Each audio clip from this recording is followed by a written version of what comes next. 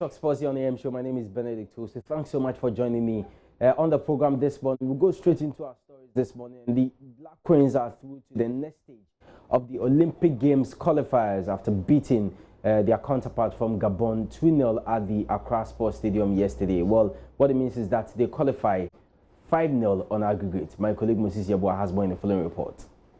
Through to the third round of the Tokyo 2020 Olympic Games qualifiers after 5-0 aggregate victory over Gabon. Following their 3-0 first leg win in Libreville, Black Queens produced another impressive showing in the second leg in Accra on Tuesday to beat their Gabonese counterpart 2-0. Coach Messi Tego's side took the lead in the 16th minute with a well-taken strike by Portia Boache. The second goal arrived in the second half courtesy Juliet Achampon, who scored from 35 yards out with the goalkeeper off her line. Messi Tego had this to say after the game. One match at a time, a match at a time. You know, every team that we played, I tried to find a disc or their match to study. Unfortunately, we couldn't get a match of Gabon, but we managed to beat them in their own backyard by 3-0, and we've come back home and we won 2-0. So I believe that as the time goes on and we progress and we still keep ourselves in camp, we will do better. You see, football has been out for a long time, and looking at the calamity that fell on us here in Ghana when Alcon was held in Ghana, and I think these girls were like, I don't know whether they are shy or they are afraid or whatever, what Ghanaians are going to say. But I think all said and done, we've won. Is the 3 points that matters. The Black Queens have a date with the winner of the Malawi-Kenya clash in the third round of the qualifiers. Only the ultimate champions of the qualifiers at the end of the fifth round are guaranteed a place at the Olympics. The runners-up will have a playoff showdown with the second-place nation from South America. At the last Olympics in Rio de Janeiro, Brazil and Africa were represented by South Africa and Zimbabwe. Ghana are chasing their first ever qualification for the global showpiece. So that was a report put together by my colleague Moses Yeboah. Well, away from the Black Queens, the Sports Ministry has denied media reports suggesting they asked the under-23 professional players invited for the Ghana-Algeria game to fund their tickets. Now, they released a statement yesterday denying the report, and the statement will be on the screen pretty shortly.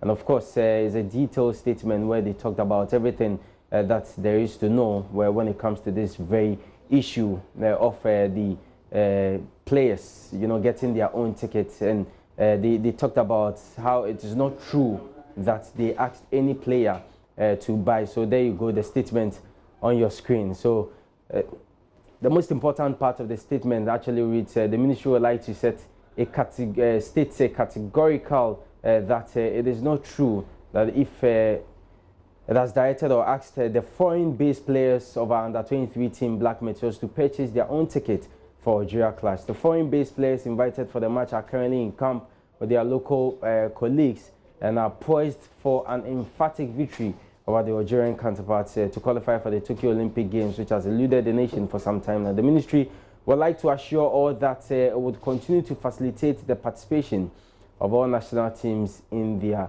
international engagements. And the statement was signed by Ahmed Osmani Halid, who is communications consultant and aide at the Sports Ministry.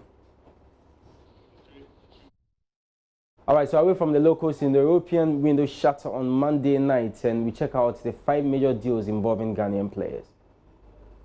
So there you go, top 5 Ghanaian transfers in the 2019 summer transfer window. Kevin Prince Boateng moving from Sassuolo to Fiorentina in a deal worth €1 million. Nana Ampoma left Belgian side, that's Varsland Beveren, to Fortuna Düsseldorf in Germany. That was €4 million. And Jordan Ayew's permanent move from Swansea to Palace. Last season, he spent a season-long loan at Palace and made a move permanent with a 3-year deal, which cost 2.8 million euros there. And then Joseph Edu from Genk in Belgium to Celta de Vigo in Spain, also costing 8 million. And Kevin Ofori, his move was a free transfer, and he's from Right to Dream Academy to Fortuna Düsseldorf.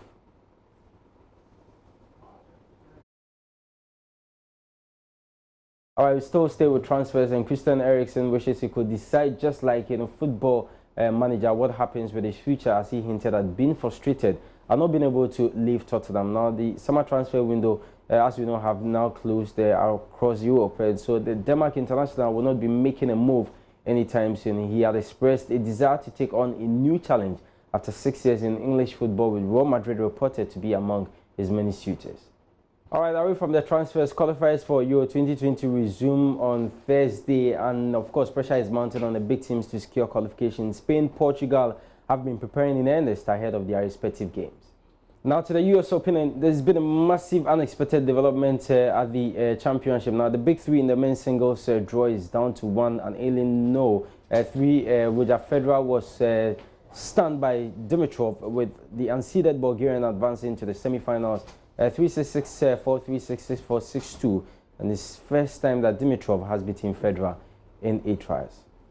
And the Federer fans are not happy that the man is out of the US Open. We still have to stay with it. And Daniil Medvedev, who has played the role of a bad guy during this fortnight, overcame Stan Wawrinka 7-6, 6-3, 3-6, 6-1 on Tuesday afternoon. His opponent, it's a major surprise. It's 78th ranked, that's Dimitrov, who shocked Roger Federer, as you just saw, in 5 sets in the night session.